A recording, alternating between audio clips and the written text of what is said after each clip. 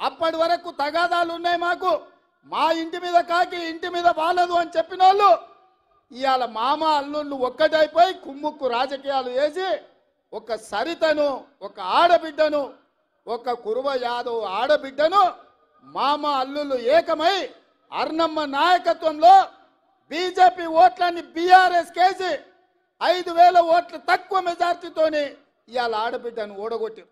నిజంగానే సరితమ్మ గెలిచినుంటే ఇవాళ మంత్రివర్గంలో మంత్రి అయ్యేది యాదవ్ సోదరులారా. కేసీఆర్ మంత్రివర్గంలో మహిళలకు స్థానం లేకుండే, మన మంత్రివర్గంలో సీతక్కకు ఆదివాసి బిడ్డకు, కొండా సురేఖ ఒక బలహీన వర్గాల బిడ్డకి ఇచ్చినాం. సరితమ్మ గెలిచినుంటే ఇవాళ మన మంత్రివర్గంలో మంత్రి అయ్యి ఉండేది. అంటే ఎన్నికలు వచ్చినప్పుడు పేదోళ్ళని గెలవాల్సినప్పుడు పేదలకు న్యాయం చేయాలని కాంగ్రెస్ అనుకున్నప్పుడు బంగ్లా రాజకీయాలు, కుమ్ముక్కు రాజకీయాలు, అర్నమ్మ దివాలకు రాజకీయాలు ఎట్లుంటాయో ఇవాళ కుర్మ యాదవ్ సోదరులారా మీరు ఆలోచన చెయ్యండి. అందుకే ఇక్కడ అన్యాయం జరిగిందని అనిల్ కుమార్ యాదవ్ను ఏమా హేమిలు ఉద్దండులు యోధులు ఉన్న వాళ్ళని కాదని రాజ్యసభలో మీ యాదవ్ బిడ్డను అనిల్ కుమార్ యాదవ్ను రాజ్యసభలో 10 పైసలు ఖర్చు లేకుంటే నామినేషన్ కు 10,000 కూడా పార్టీ కట్టి ఇవాళ 200-300 కోట్లు ఖర్చు పెట్టిన రాని ఎంపీ పదవి ఇవాళ యాదవ్ల బిడ్డకు కాంగ్రెస్ పార్టీ ఇచ్చింది.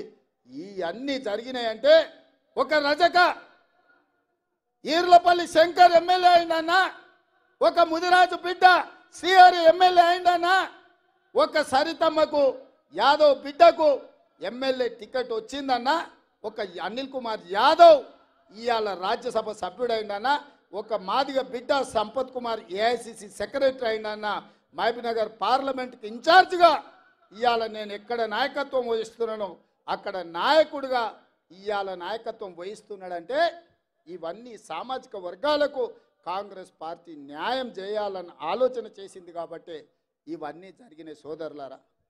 ఇవాళ పర్ణిక రాజకీయ అనుభవం లేకపోవచ్చు, కానీ వాళ్ళ తాత తండ్రి ఇచ్చిన వారసత్వం, వాళ్ళ మేనమామ నేర్పిన విద్య ఏదైతుందో ఈ ప్రాంత పేదలకు న్యాయం జరగాలి, నారాయణపేట మున్సిపాలిటీకి అండర్ గ్రౌండ్ డ్రైనేజ్ కావాలి అని ఇవాళ మీ ముందు అడిగింది. నేను మీకు మాట ఇస్తున్నా, తప్పకుండా నారాయణపేట మున్సిపాలిటీకి అండర్ గ్రౌండ్ డ్రైనేజ్ ఇచ్చే బాధ్యత నాది. ఈ ప్రాంత అభివృద్ధి కోసం, నిధుల మంజూరు కోసం అండగా ఉండడానికి నేను బాధ్యత తీసుకుంటున్నాను మిత్రులారా, మీకు అందరికీ తెలియజేస్తున్నా.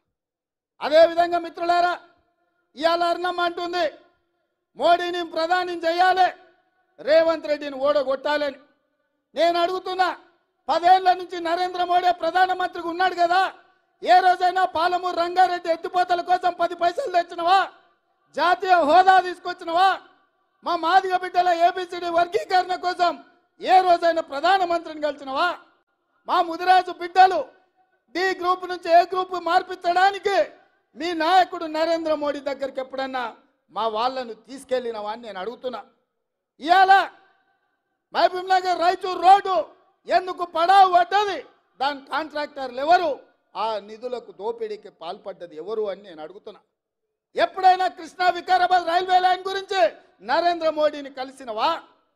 లేకపోతే మక్తల్ నారాయణపేట కొడంగల్ ఎత్తిపోతల పథకానికి జాతీయ నిధులు ఏమైనా తీసుకురావడానికి ప్రయత్నం చేసినవా? 10 ఏళ్ళు నరేంద్ర మోడీ ఉండి పాలమూరుని ఎండబెట్టి ఈ ప్రాంత రైతులు, ఈ ప్రాంత పేదలు లక్షలాదిగా వలసలు పోతుంటే ఒక్కరోజు పట్టించుకోలేదు. అయినా బీజేపీకి ఓటు అడుగుతున్నావు. ఇవాళ రేవంత్ రెడ్డిని ఓడగొట్టమంటున్నావు. నేను అడుగుతున్న మిత్రులారా, ఈడున్న యువకులను, తెలంగాణ రాష్ట్రం నలుమూల ఉన్న వాళ్ళని నేను ఆలోచన చేయమంటున్నా. 100 రోజుల్లో మీకందరికీ, ముఖ్యంగా ఆడబిడ్డలకు ఆర్టీసీలో ఉచిత బస్సు ప్రయాణం ఇచ్చినాం. ఇవాళ 35 కోట్ల మంది ఆడబిడ్డలు బస్సులో ఉచితంగా ప్రయాణం చేసిండ్రు. ఇవాళ శ్రీశైలం నుంచి మొదలు పెడితే గుళ్ళు గోపురాలకు అన్నిటికీ అమ్మగారింటికి అత్తగారింటికి ఆడబిడ్డలు ఉచితంగా బస్సులో ప్రయాణం చేస్తున్నారు. ఇవాళ ఆడబిడ్డలకు ఉచితంగా బస్సు ప్రయాణం ఇచ్చినందుకు రేవంత్ రెడ్డిని ఓడగొట్టాలనా అని నేను మిమ్మల్ని అడుగుతున్నా. ఇవాళ పేదవాడు ప్రభుత్వ దవాఖానకు పోతే చచ్చిపోతుంటే, ప్రైవేటు దవాఖానకు పోతే ఆస్తులు అమ్ముకొని, కిడ్నీలు అమ్ముకొని బిల్లులు కట్టే పరిస్థితి ఉంటే, పేదవాడి ఆరోగ్యాన్ని కాపాడడానికి రాజీవ్ ఆరోగ్యశ్రీ పథకం ద్వారా 10 లక్షల రూపాయలు ఉచితంగా పేదోళ్ళకి ఇచ్చిన 48 గంటల్లో కాంగ్రెస్ ప్రభుత్వాన్ని రేవంత్ రెడ్డిని ఓడగొట్టాలంటున్నాం. పేదోళ్ళని బతికించడానికి రాజీవ్ ఆరోగ్యశ్రీ తీసుకొచ్చినందుకు కాంగ్రెస్ పార్టీని ఓడగొట్టాలని నేను అడుగుతున్నా.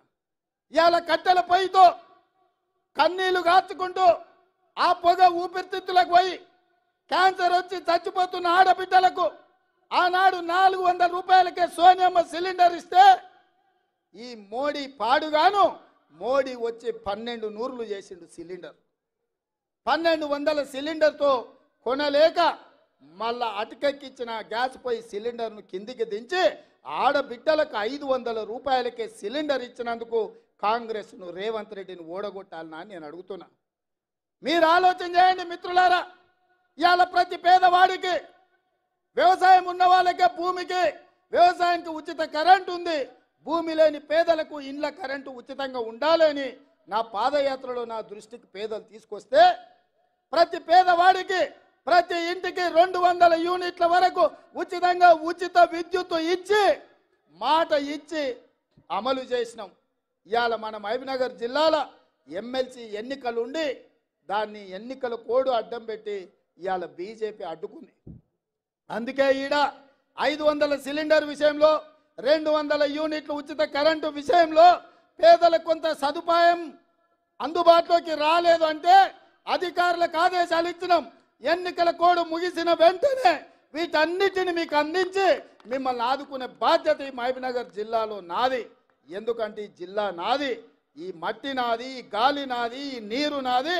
నేను మీ బిడ్డను, మీ కష్టం నా కష్టం అనుకొని వాటన్నిటిని అమలు చేసే బాధ్యత నాది.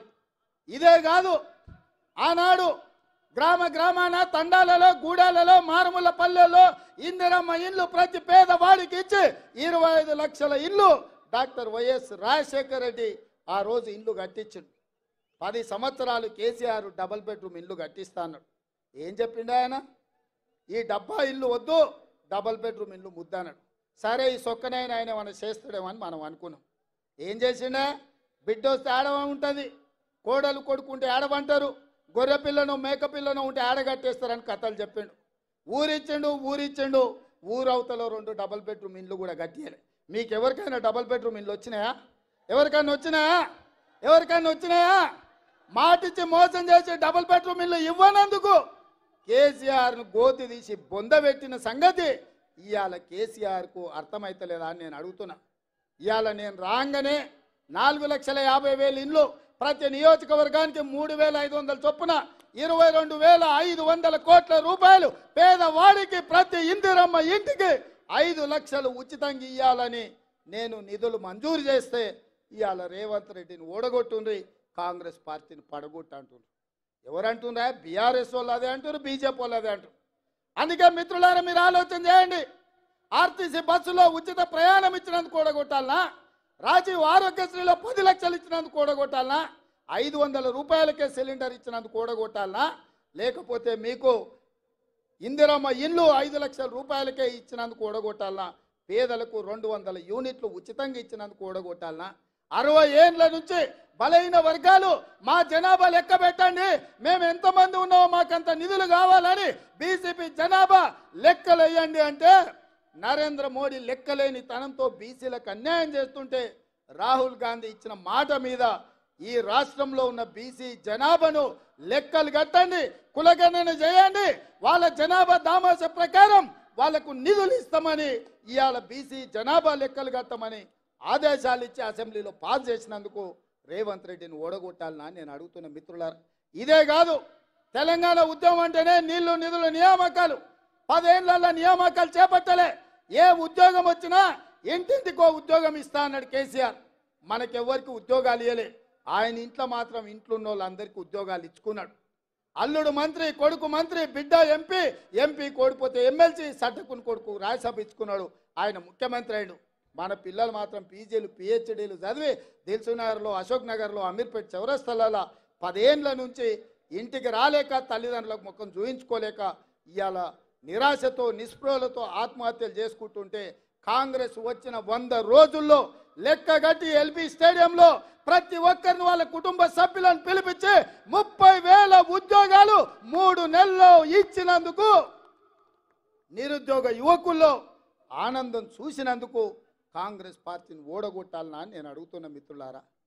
100 రోజుల్లో ఇల్లు ఇచ్చినాం, 100 రోజుల్లో బస్సులో ఉచిత ప్రయాణం ఇచ్చినాం, 100 రోజుల్లో ఇంటికి ఉచితంగా కరెంట్ ఇచ్చినాం, 100 రోజుల్లో రాజీవ్ ఆరోగ్యశ్రీ ఇచ్చినాం, 100 రోజుల్లో బీసీ జనాభాను లెక్కలు కట్టడానికి ఆదేశాలు ఇచ్చినాం, 100 రోజుల్లో 30,000 ఉద్యోగాలు మేము ఇచ్చినాం. నా మంత్రివర్గ సహచరులు రోజుకు 18 గంటలు పనిచేసి ఈ రాష్ట్రాన్ని సరిదిద్దడానికి మేము ప్రయత్నం చేస్తున్నాం. 10 ఏళ్లలో 100 ఏళ్ళకు సరిపోయే విధ్వంసం చంద్రశేఖరరావు సృష్టిస్తే ఒకటొకటిగా చక్కదిద్దుకుంటూ సంసారాన్ని నిలబెట్టుకున్నట్టు రాత్రి పగళ్ళు మేము కష్టపడుతున్నాం. నేను అడుగుతున్నా ఇక్కడున్న మిత్రుల్ని 125